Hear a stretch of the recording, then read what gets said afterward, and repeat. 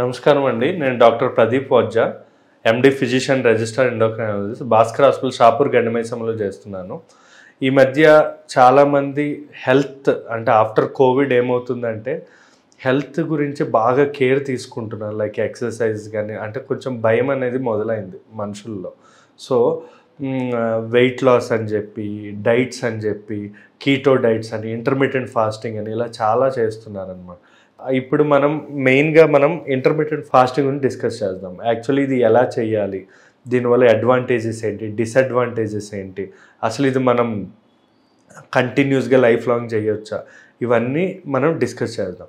అసలు ఈ intermediate fasting అనేది ఎందుకు చేస్తామంటే మనం బరువు తగ్గడానికి మనం చేస్తాం అనమాట. దీనిలో ఏం చేస్తాము అంటే దీనిలో చాలా టైప్స్ ఉన్నాయి. ఇంటర్మీడియట్ ఫాస్టింగ్లో మెయిన్గా దీనిలో క్యాలరీస్ కట్ డౌన్ చేస్తాం. కంప్లీట్గా క్యాలరీస్ కట్ డౌన్ చేసి ఎక్కువ వాటర్, కాఫీ, బ్లాక్ కాఫీ ఇలాంటివి తీసుకుంటాం అన్నమాట. క్యాలరీస్ లేకుండా మనం ఫుడ్స్ తీసుకుంటాం. ఇవి లాంగ్ టర్మ్ చేస్తూ ఉంటాం కాబట్టి జాగ్రత్తగా చూసి చేయకపోతే అంటే లైక్ మరీ ఓవర్గా చేయడం వల్ల చాలా హెల్త్ దెబ్బతినే అవకాశం ఉంటుంది. అందువల్ల మనం ఎలా తీసుకోవాలి అన్నది మనం తెలుసుకుందాం. ఫస్ట్ థింగ్ ఏంటంటే ఇంటర్మీడియట్ ఫాస్టింగ్ అన్నది 6 hours మామూలుగా నార్మల్గా స్టార్ట్ అయ్యేది 12 hours చేస్తాం, 8 hours చేస్తాం, 16 hours చేస్తాం, 24 hours చేస్తాం. మోస్ట్ ఫేమస్ అంటే నేను ఎక్కువగా నా పేషెంట్స్కి సజెస్ట్ చేసేది 12 hours ఇంటర్మీడియట్ ఫాస్టింగ్. అంటే 7 o'clock లోపల తినేసేయాలని చెప్తాను నేను.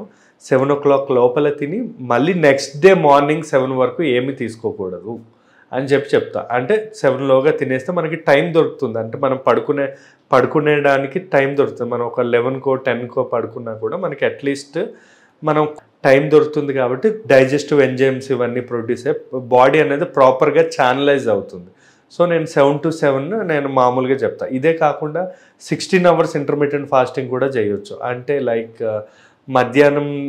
మధ్యాహ్నం తిని మళ్ళీ నెక్స్ట్ డే పొద్దున వరకు అంటే నైట్ ఏం తీసుకోకుండా ఈవినింగ్ సలాడ్స్ అలా తిని లైట్గా జ్యూస్ లాంటివి తాగి మళ్ళీ నెక్స్ట్ డే పొద్దున వరకు ఏమీ తీసుకోరు. 16 hours ఫాస్టింగ్. కొంతమంది 24 hours ఫాస్టింగ్ కూడా చేస్తూ ఉంటారు. అంటే 24 hours ఏమీ తీసుకోరు. ఇదేంటంటే వీక్లీ ట్వైస్ కానీ వన్స్ కానీ చేస్తారనమాట 24 hours ఫాస్టింగ్.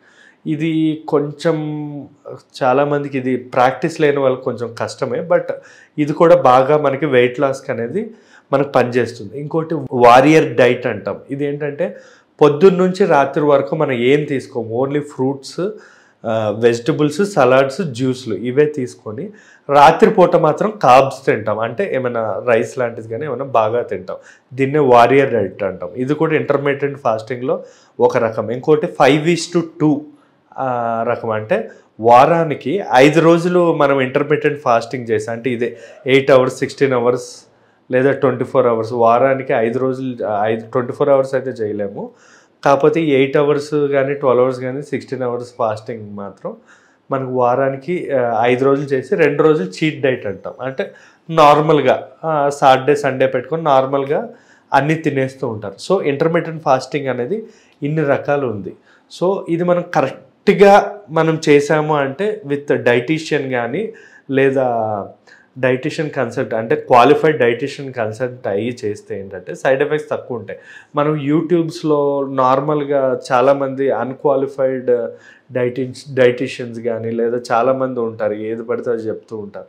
అవి ఫాలో అవ్వడం వల్ల హార్ట్ అటాక్స్, కిడ్నీ అంటే డీహైడ్రేషన్ ఎక్కువ అయిపోయి కిడ్నీ ఫెయిల్యూర్. అంటే నా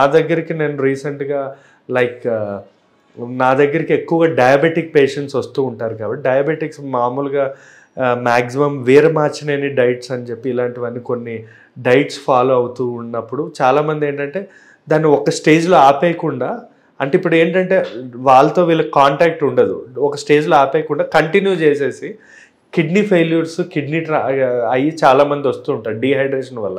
లేదా హార్ట్ అటాక్స్ అంటే బాత్రూంలో కూర్చొని అలా అక్కడ బాత్రూమ్ వెళ్ళిన డైరెక్ట్ హార్ట్ అటాక్స్తో చనిపోయిన వాళ్ళు కూడా ఉన్నారండి. అంటే ప్రాపర్ ఛానలైజింగ్గా డైట్స్ చేయకపోవడం వల్ల. సో ప్రాపర్గా చేయండి డైట్ ఏది చేసినా కూడా. సో అడ్వాంటేజెస్ ఉంటాయి, డిసడ్వాంటేజెస్ ఉంటాయి. అడ్వాంటేజెస్ ఎక్కువ ఉంటాయి, బట్ డిసడ్వాంటేజెస్ తక్కువ ఉన్నా కూడా మనం రిస్క్ తీసుకోకూడదు కాబట్టి నేను చెప్తున్నా. సో ఇప్పుడు మనం అడ్వాంటేజెస్ ఏంటి అంటే మెయిన్గా ఇంటర్మీడియట్ ఫాస్టింగ్ చేసేది దేనికి, weight loss. So weight loss is the first beneficial advantage. ఇంకోటి అంటే ఈ ఫాస్టింగ్ చేయడం వల్ల మన బాడీలో ఏంటంటే కొన్ని హార్మోన్స్ ప్రొడ్యూస్ అవుతాయి, లైక్ స్ట్రెస్ హార్మోన్. దానివల్ల ఏంటంటే మన బాడీకి వ్యాధి నిరోధక శక్తి అనేది పెరుగుతుంది అనమాట. సో అది చాలా important. And also brain health, బ్రెయిన్కి కూడా చాలా మంచిది. ఎందుకంటే మన ఫాస్టింగ్ చేయడం వల్ల గ్లూకోజ్ లెవెల్స్ బాడీలో తగ్గడం వల్ల బ్రెయిన్కి మనకి షార్ప్గా ఉంటుంది. లైక్ చేసినప్పుడు ఉండకపోవచ్చు, కానీ అలవాటు అయితే బ్రెయిన్ అనేది షార్ప్గా ఉంటుంది. అండ్ హార్ట్ హెల్త్ కూడా చాలా ఇంప్రూవ్ అవుతుంది. ఇంటర్మీడియట్ ఫాస్టింగ్ చేయడం వల్ల కొలెస్ట్రాల్ తగ్గి, బీపీ తగ్గి, హార్ట్ మీద ప్రెషర్ తగ్గే అవకాశం ఉంటుంది. And at the same time LDL cholesterol అంటే బ్యాడ్ కొలెస్ట్రాల్ అనేది బాగా తగ్గే అవకాశం ఉంటుంది. At the same time sugar ఉండే వాళ్ళకి కూడా ఇంటర్మీడియట్ ఫాస్టింగ్ బాగా యూజ్ అవుతుంది. ఏంటంటే వాళ్ళ బాడీలో షుగర్ లెవెల్స్ అనేవి తగ్గి వాళ్ళకి డయాబెటీస్ అనేది కంట్రోల్లో ఉండే అవకాశం ఉంటుంది. సో ఇవన్నీ కూడా under qualified doctor and dietician కిందనే చేయాలి. అంటే వాళ్ళు ఒక డైట్ ఇస్తే ఆ డైట్ని ఫాలో అయితే మీరు ఆ ఇంటర్మీడియట్ ఫాస్టింగ్ అనేది లైఫ్ లాంగ్ చేసినా కూడా మీకు ఏ ఇబ్బంది అనేది ఉండదు.